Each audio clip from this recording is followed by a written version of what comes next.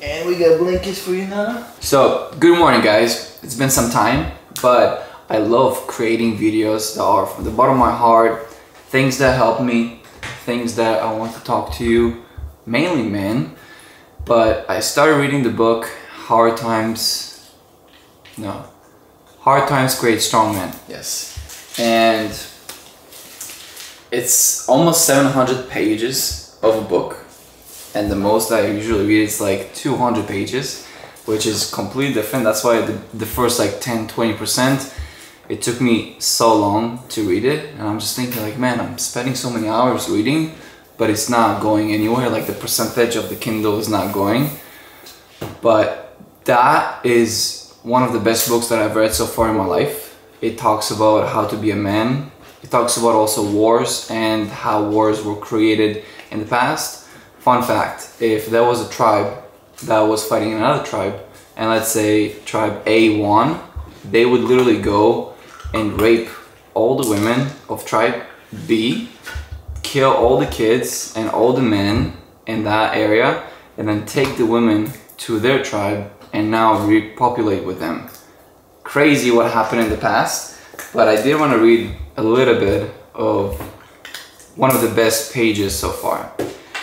So he says, the way we treat men is the same way we treat dogs today.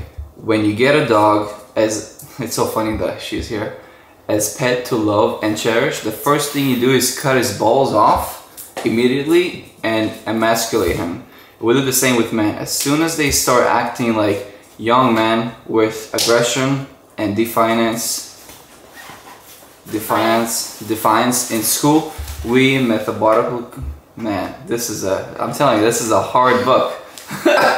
We metaphorically castrate the young men, cut off their balls, and treat them like badly behaved girls. It's proven that girls and young women do better in school because they can sit still there and be very quiet and listen. The young man with 100 million sperm pulsing inside of them and raging testosterone flowing through their veins can act like delinquents, convicts, and challenge authorities. The young men are acting out, trying to form a party to ensure their own survival, and we break them up and put them in detention. We shame them until they give up their masculine tendencies and turn into girls instead. There is no room for formal dominated gang cultures inside of school system today, which is an official mandate, but it is part of what being a man is about. And this really hit home because when I was a kid, when I was growing up, yeah, it's not okay to throw chairs at your teachers, but at the same time, I was going crazy, I was throwing things, I was doing, and they would punish me by just like putting me in the corner, by taking me to where all the teachers are during lunch and just sit and stay still. And I'm just thinking like, man, that's crazy. I feel like maybe also because I grew up with no dad, but there's just a lot that I read through this book. I'm probably gonna reread the book, even though it's like 700 pages, and it took me almost a month of, maybe even 2 of like constant reading because I'm a slow reader. But if you haven't read that book, I would really recommend you read it. I'm trying to read as much as I can, especially before I go to sleep. It really helps with me and gives me better sleep reading my Kindle. But today I'm gonna do buys and back. So I'm gonna show you the workout, and I'm gonna put like a small mic on me today so you can, hear me, but I'm gonna talk to you, tell you some things that I've learned. I was gonna start fasting today, but we have a lot of food that we don't want to throw away. So I'm gonna start fasting for 3 days, 72 hours in a few days.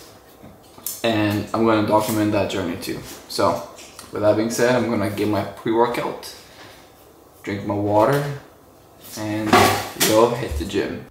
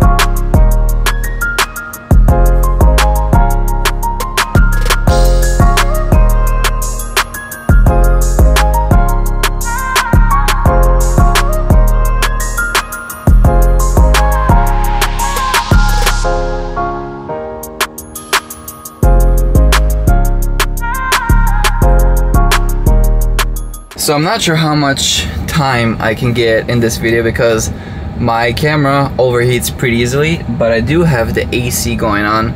But while I was working out today in the past couple of weeks, I have been thinking a lot, and I feel like when I don't write it down, or I don't talk about it to my friends, or I don't talk about it with you guys, it like adds up into myself. And even though I have a therapist now, I started therapy and I'm talking to my therapist about this, I want to let a lot of some things off my chest and to help you guys, probably the younger version of myself, people who are younger than me. I hope that this helps. And I wrote a few things down, a few topics down that I want to kind of express my feelings, and I'm just gonna start with a few of them. How to start respecting yourself as a man, and how to transform your life. So they're very similar to each other, but I'll tell you a few things that I started doing and that I am trying to keep doing and not stop, because I know that once you have the momentum, once you have the things going on for you, it's so easy to stop. And you stopping is you stopping the momentum, and then starting all over again is the hardest part. It's like going biking or running or even lifting the weights. Like the first rep is probably one of the hardest. I would argue that like the last one is the hardest. But a lot of times starting something, whether it's a YouTube channel, your personal brand, if you want to become a real estate agent, like anything you want to start, it's probably going to be the hardest. You making the first $1,000 will most likely be harder than making the first $10,000. So something that I've recently been doing, and it's meditating. Meditating really helps me. Yesterday I meditated for 15 minutes. I wanted to do 20, I didn't have time, which is just an excuse, but I did 15 minutes. And during the 15 minutes, what I like to do when I meditate is I like to envision myself in a better position where I want to be, the person I want to become, the success I want to have. And I envision myself having a Lamborghini Urus, which I know one day I'm gonna get, whether it's a Lamborghini Urus, Lamborghini Aventador, any kind of Lamborghini, or any kind of supercar. I know deep down I deserve it, but first I need to become the person that deserves that. And I just don't feel like I am there yet. I am building myself, but it's just one step at a time, one stone at a time. So the other day, yesterday, I was meditating and I envisioned myself in Tel Aviv, which is where I'm from. I'm from Israel, overlooking the Airbnb that I just got, really nice penthouse, looking at the beach, and it made me tear up. Like, I had the dream car, I had the place, I had the girl that I wanted, and just I also envisioned myself back in the States, driving the Urus, driving the supercars, being fit. I saw a six-pack in my body, and I was so happy because I haven't seen a six-pack in so long, ever since I stopped swimming. Man, it looks so weird talking to the camera while people are walking around, but it looks so weird.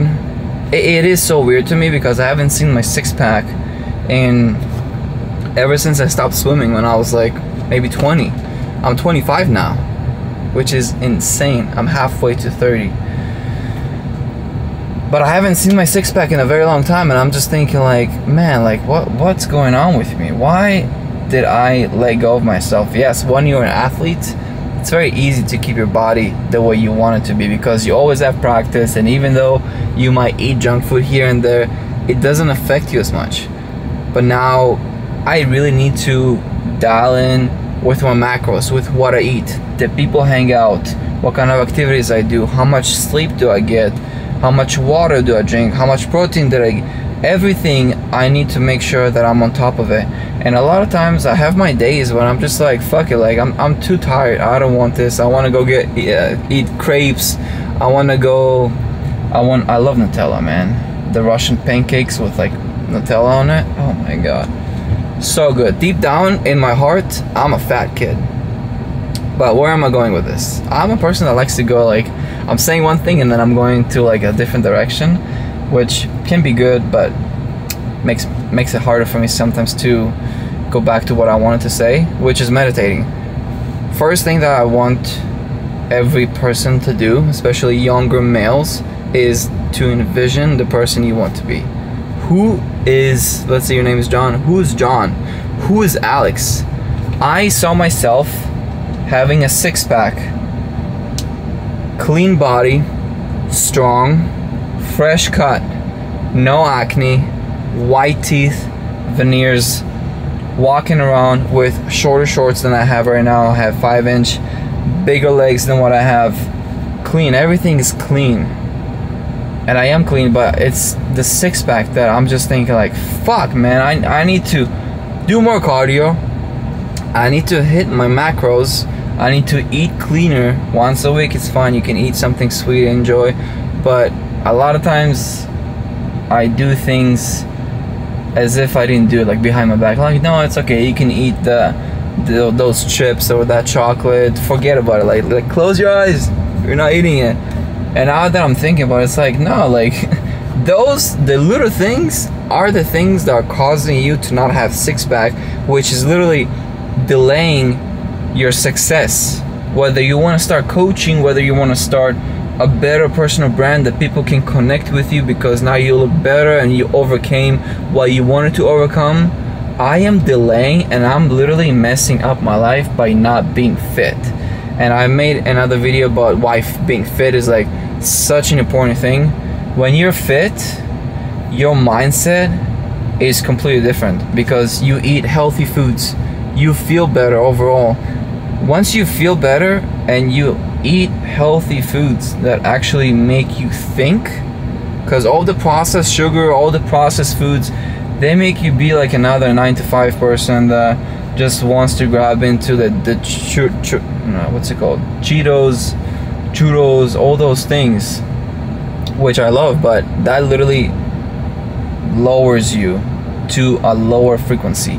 You are at the best frequency when you don't have any guilt, when you don't have any shame, when you are at peak performance, like Wes Watson says, and you are literally transforming the peak performance into your mindset. Your mindset becomes clean, so now you're getting new ideas for the future, for a new business, for new adventures of what you actually want to do in life.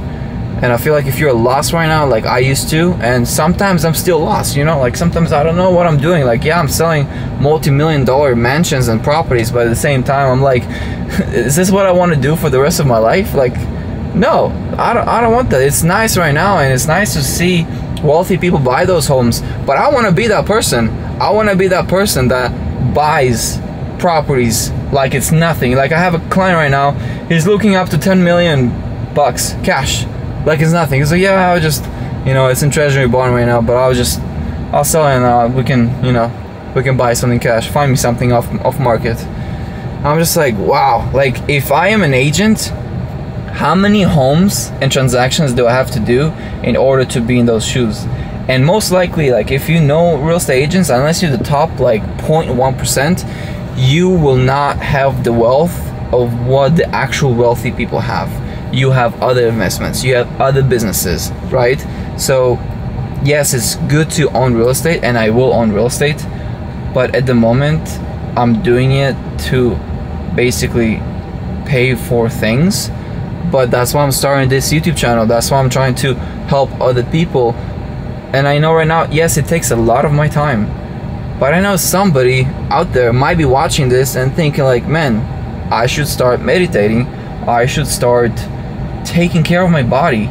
And then once you do that, you become better, you tell all of your people or all of your friends, and we actually have masculine men, traditional men coming back to this world, because everybody's so feminine, everybody's in touch with the feelings and so emotional. And oh my god, some men that I'm looking at, I used to be that man. I used to be 230 pounds and could barely tie my shoes. I told you guys so many times. But I can go on and on and on for so long. I don't know how long this camera is gonna be alive for because it's in the sun. But the second thing is have a Greek god body. And we already touched on this, but I really want to talk about it a little bit more, because your physical appearance is what people see first things first. When you go on a date, the girl sees you for how you are. Are you tan? Are you muscular? Are you shaved clean? Is your haircut nice? Did you do your hair? Do you smell good? You know, those are the things that I feel like a lot of men don't take care of themselves. Have you showered today? I shower twice every single day, after the gym and before I go to bed. I cannot go to bed if I'm not clean. I will shower 3-4 times a day easily, just so I can feel clean going into bed. Having a Greek god, like, people will respect you. When you go to the grocery store, people will ask you like, hey man, like, what do you eat? What's your typical workout? What do you do, man? Because there's so many fat people, especially in America. So many people are overweight. So many people are fat, like literally fat. And if you have the abs, if you have the body, like I'm going to the compound, it's literally right behind me, the gym. And almost everybody there, whether it's a girl or it's a guy, almost 99% of them are shredded, are strong. I don't know if you have seen maybe in the videos before, but everybody's I feel tiny and I feel fat in there, which motivates me to work harder, because your surrounding is what's going to push you or keep you back. If you're hanging out with 5 people who are making $1,000 a month, that's the average, and that's what you are comparing yourself to. Now if you hang out with people who are making $1 million a month, now your brain is thinking like, okay, so they have a coaching business, they have a clothing company, they have a business that makes them money while they're sleeping, and it doesn't rely on them going to a physical location and being there for a specific time of hours. Let me try something. Let me try the coaching. Let me try to grow my brand. Let me try to do Amazon, or selling on Amazon, or wholesaling, anything that doesn't require you clocking in and you clocking out. There's no middle class anymore. Like, the middle class is dead. If you live in California and you make $250 a year, $250,000, $250,000, you are broke. You have to pay your tax, you have to pay rent, you have to pay for the car, you have to pay for health insurance, you have to pay for the car insurance, you have to pay for gas, groceries, all that, especially if you have kids.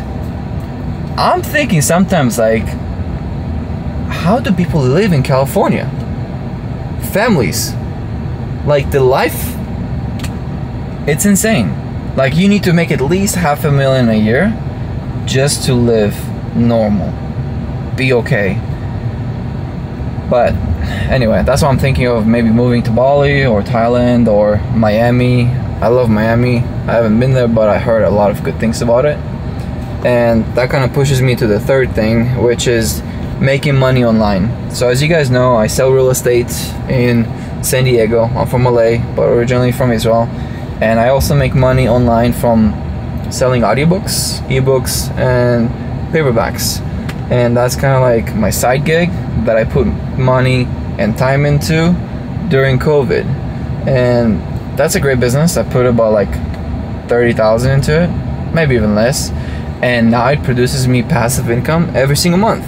And it will. It's like real estate, right? But I am selling digital products, and whether I'm in San Diego, in Thailand, or Bali, I'm still gonna be getting that money every single month. But it's about how much that money can buy you in different areas. And that's why a lot of times I'm thinking like, okay, if I'm paying $4,000 a month for rent, $1,000 for the car, another $2,000 for living expenses, another this and this and this, how much am I actually spending a month? $10,000, let's say. Now let's say I moved to Thailand and I started building my personal brand or my career, but it cost me $1,000 to live. Same lifestyle, but it's $1,000. And now I can take my online money, cover for the Thailand living or whatever country I'm living in that's cheaper, building myself, and then moving to a better location where it's much more expensive. So that is one of my thoughts currently that I'm kind of like battling. But I really want you guys to improve yourself as a person. First of all, that's like the most important thing. Improve yourself. Be the better you. Be in a better body shape, which I need to be there. I'm probably at like 15-16% body fat right now, and I know I keep saying like, yeah, I'm gonna be there. I talked about my therapist about this, and I feel like it's me failing of success, me failing of succeeding, because I know I can get there, I know I can do it, but maybe because I didn't grow up with a dad, there's just so many maybes. But I just need to take those maybes and what happened in my past and make it a bigger reason of why I should do what I want to do.